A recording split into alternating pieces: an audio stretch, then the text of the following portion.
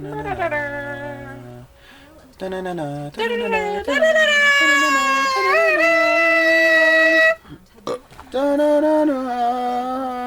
long-awaited continuation of Resistance. Might not be that long-awaited. In fact, we haven't uploaded all the ones we have, huh? well, yeah, but as of the time of this recording, yes, or no, but like it might just be like Resistance 17. Next day is Resistance 18. Oops. So I was trying to avoid doing that.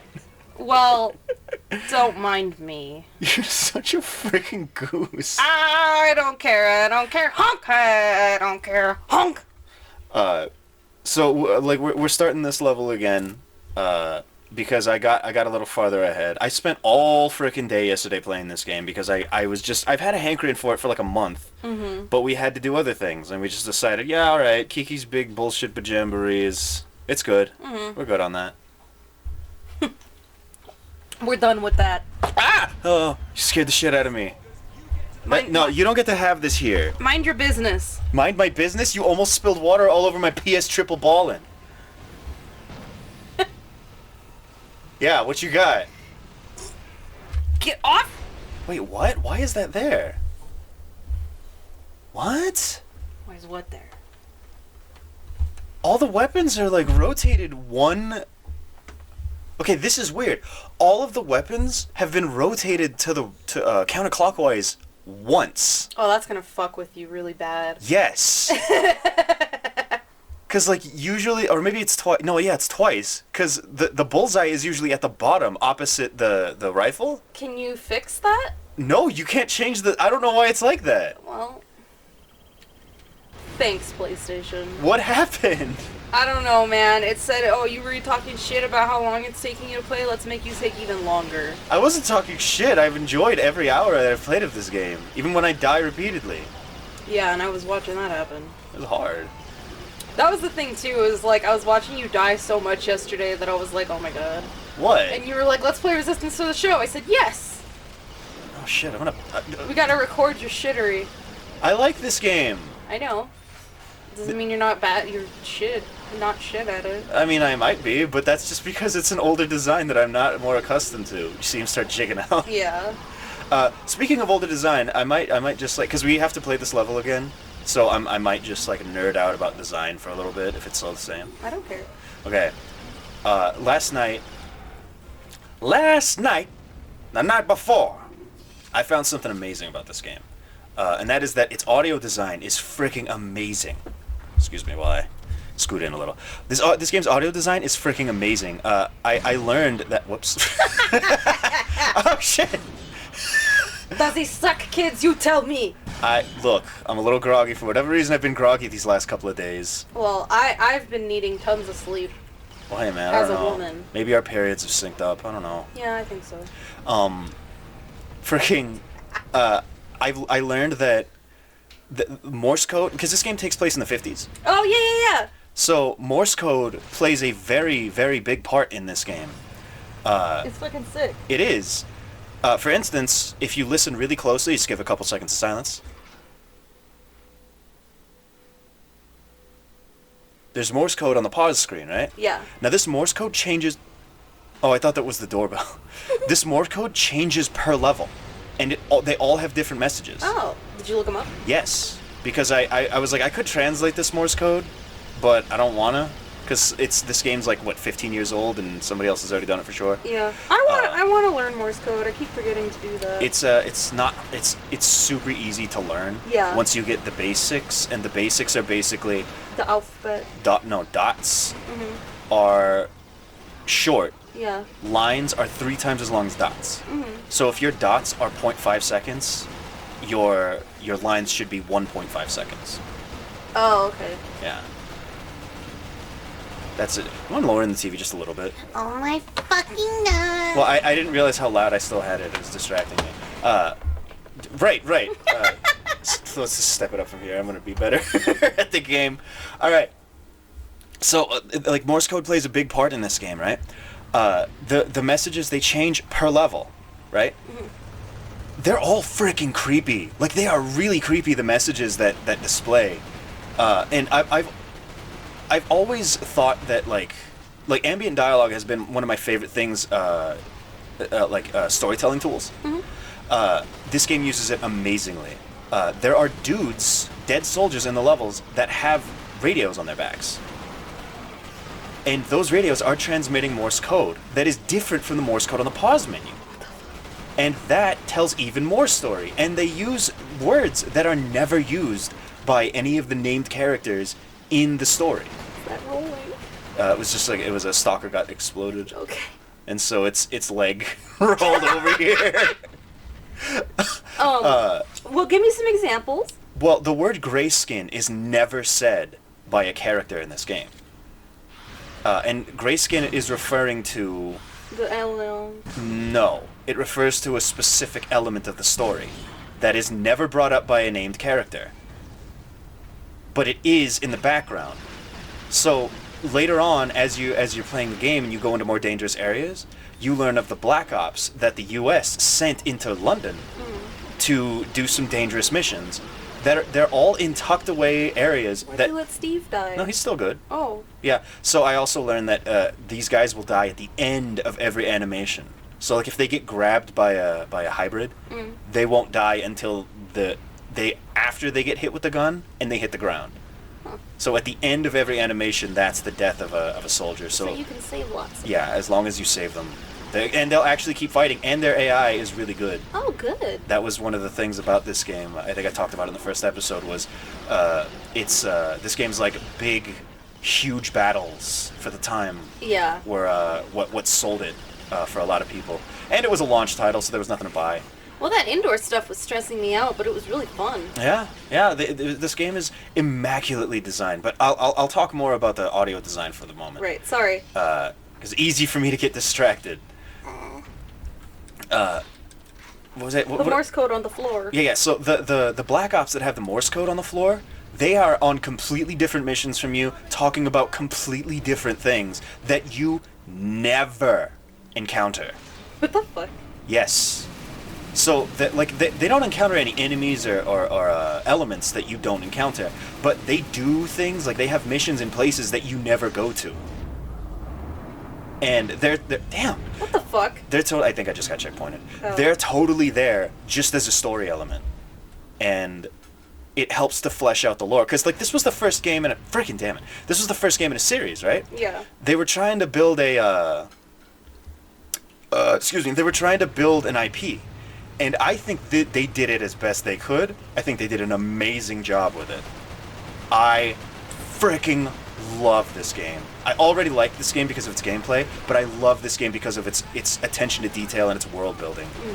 Like, one of the best examples of ambient dialogue that is related to this game is, I don't remember what the mission is called. I think it's called Broken Arrow from Modern Warfare 2, classic Modern Warfare 2, the one from 2009, 12, whatever. That one has some of the freaking creepiest freaking ambient dialogue ever. Because that mission takes place outside of the White House. It's in D.C. So there's a lot of like really desperate. Switch guns, asshole! If I'm out of bullets, don't just shoot an empty gun, dickbag. Sorry. I love it. I love shooting the empty gun. It's my favorite. That all the dialogue is like freaking. They're trying to hold the White House from the Russian special forces, and then they're like, "Shit, we got the frickin' Kremlin," which is like it's Russian SEALs. It's basically Russian Navy SEAls. They're the best of the Russian army, or the Russian military, whatever, Russian armed forces, and like they're like, "We can't hold. We have to get the president out of here," and like immediately after they take the president out, the frickin' White House explodes. And there's like trench warfare outside of the White House, and you're listening to all these guys, like these tank battalions getting overrun in the background, and eventually there's you hear one of the guys on the radio, a sergeant, who he dies, and like somebody from an aerial command is like, "Hey sergeant, what's the deal on the ground?" And he's like, there's like a lieutenant who's like, "He's freaking dead! I don't know what to do!" And then the aerial command guy's like, "Calm down, you're in control now, dude." And he's like, freaking okay. After he gets like control, he freaking dies, and another guy takes, like, lower on the freaking command takes control. That's no good, man. And it, like, the situation slowly becomes more dire, and it's some of the most amazing freaking storytelling in ambient dialogue that I've ever freaking heard. And this game is just like, rather, this game is that through and through with its ambient dialogue. It's definitely worth a listen because some of that stuff is like really good. Like, it sounds like a horror game. It sounds like actual horror, that one mission. And I really like it. I really like this game's ambient dialogue. I love the shit that they're saying. There's a mission I got to. I did end up playing more last night. There's a mission I got to where there's a Black Ops team that died, and Command doesn't know those guys are dead because they just didn't report back. So they don't know what happened to them, right? Oh. So those guys are lying on the ground dead, and one of the guys is asking for a sit rep, but there's nobody to answer. So he sends, he's like, Fox 4, where are you? What are you doing? Nothing. And he's like, okay, Fox 6, go find out what happened to Fox 4. Oh, man. Little did they know, a Greyjack frickin' wiped them out. A Greyjack and a bunch of Scorpion crawlers wiped them out. So these guys were walking into a death trap before Hale walked through and cleaned them up. It's so freaking awesome. It's so cool. And you never get to see them either. Like, you see that dialogue, you hear that dialogue, and that's it. That's the only brush you get with those guys. Like, even if you wait around, Fox 6 will never show up. But, like, it's the storytelling that makes it important. And I was thinking about this. It was like, this is how Dark Souls does its storytelling. None of the stories in Dark Souls are especially compelling, but the way that they're tied naturally into the world makes them interesting. And the way that the world just doesn't let up with that level of storytelling is what makes that game so beloved. Is that it feels real, not like realism, like as the dialogue has gone to this point, where it's like realistic, but it feels consistent. Yeah, like they thought it out really well. And when you talk about this kind of dialogue, when I'm talking about this kind of dialogue, and I'm like, well, why aren't these elements interacting with Hale's story? Because Hale's story isn't about collecting intel. No, he's got other things to do. He's just trying to help the Brits get back on their feet. Right? He's on the ground in this desperate situation. He has no information on what's going on. The Black Ops that litter the levels are gathering the intel that we've been collecting. And leaving it behind? That's why we only ever see those folders next to dudes with radios. Oh, that's a cool tell. Yes, it is. This game is awesome. I'm gonna die. I really want this game to have a PC release just so I can play it on like a harder difficulty and have a better time, because like the controls are so freaking antiquated in this game. I'm having a bit of a flip, or I guess not I don't know. I got Hades on the Switch, and today I got much farther than I ever did in my own like PC playthrough, and I was realizing it has auto aim. Really? And I was like, oh, okay. Like that, it's super helpful. Like it auto targets to the closest enemy. Which in the PC version, it didn't do that. You could probably turn that on. I think it has to do with playing on a controller, no? Yeah. Which, you know, I appreciate a lot, but I'm also feeling like a chump now. Well, I mean, it's like what makes playing this game possible. It's like you can't swivel your head around in Hades. Yeah, I mean, well, because like the way it worked was like based on where you were, either where you were facing or where the mouse cursor was, or something like that. So there were some nuances to it. It's hard, but the Switch one, because of the auto target, is a lot easier. I could probably turn it off, but now I don't want to. No, don't. Like, a lot of people have talked like at length about the mouse versus stick debate, and I'm of the mind that one is not better than the other exactly, but that you get more immediate control with the mouse than you do the sticks. Now, you can get good at either. It doesn't really matter what you use. It's all preference. I prefer the mouse these days, but that's because I Twitch a lot, so, like, sometimes that saves me on mouse, where sometimes it kills me on sticks. Yeah. So, like, it gets me back on target faster if I make a mistake. I get overwhelmed with visuals, so sometimes I'm not even sure where the fuck my mouse is pointing. So the auto-target thing is helping me a lot right now. Mm-hmm. I actually grew up playing shooters on sticks. So when I'm playing on mouse, I'll be shooting a wall while my eyes are looking at the guy just an inch to the left of the frickin' cursor. And it drives me insane, but I can't stop doing it. There's like a hell mode, though, you can turn on for Hades, so... Well... If I feel like a challenge, you know, I can maximize the amount of hell that I'm experiencing. What does hell mode do? I don't know. Okay. It's like hardcore It mode. gives you more hell. It's probably like less health and greater... I don't know. Real quick, here's something else I want to point out. Something that I really appreciate that they did with this game. So these are shotgun... This is shotgun ammo, that's rifle ammo. Mm-hmm.